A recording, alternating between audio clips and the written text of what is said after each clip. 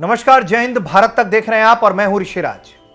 देखिए, अफगानिस्तान में क्या हो रहा है इसकी तो अपडेट लगातार हम दे रहे हैं आपको, लेकिन इसके साथ ही अपनी देश की सीमाओं से जो दूसरे देशों की सीमा लगी हुई है या जो लोग अतिक्रमण करके पास आ गए उनकी गतिविधियां कैसी है यह भी जानना आपको बहुत जरूरी है।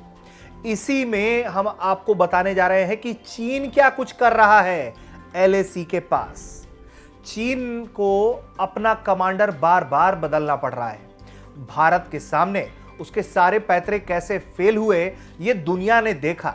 दुनिया ने इसी कारण भारत का दम भी माना, लेकिन अब चीन जो है उसे लगातार अपने कमांडर भारत के आगे बदलने पड़ रहे हैं।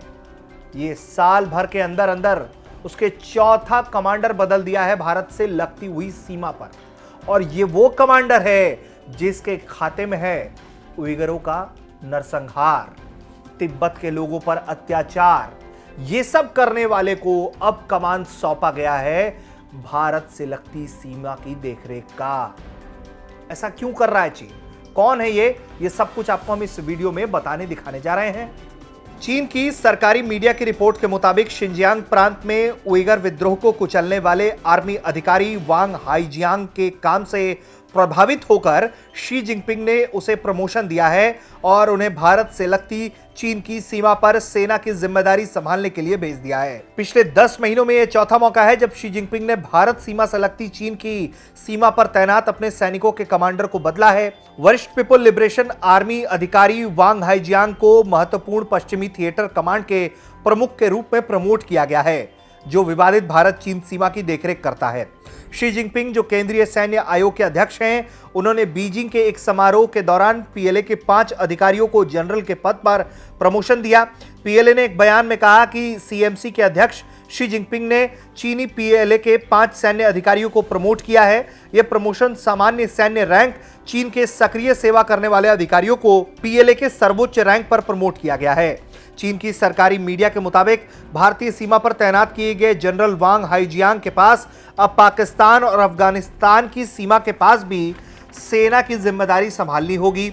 चीनी सेना में कार्यरत अधिकारियों के लिए जनरल जो है वो सबसे बड़ा रैंक होता है, और चीन की सेना में थिएटर कमांड का सिस्टम है जिसमें तीनों सेना को एक साथ मिलाकर एक कमांड तैयार किया जाता है जिसकी जिम्मेदारी एक अधिकारी के पास होती है।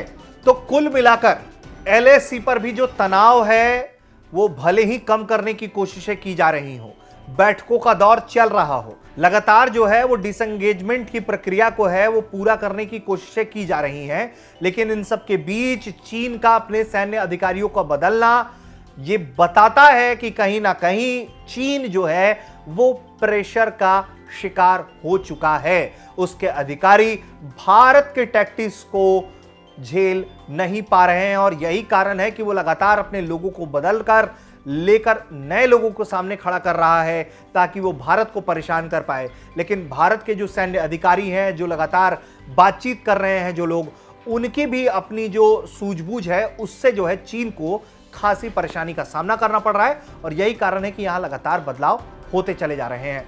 तो कुल मिलाकर देखें तो चीन के सामने खासी परेशानी है, इसीलिए वो लगातार अपने सैन्य अधिकारियों को बदल रहा है। लेकिन भारत अपनी सूझबूझ से लगातार चीन पर एडवांटेज हासिल किए हुए है, और यही कारण है कि चीन भले ही अपने कितने भी अधिकारी बदल ले, लेकिन वो भारत के आगे कामयाब होता हुआ कभी भी दिखाई नहीं देगा।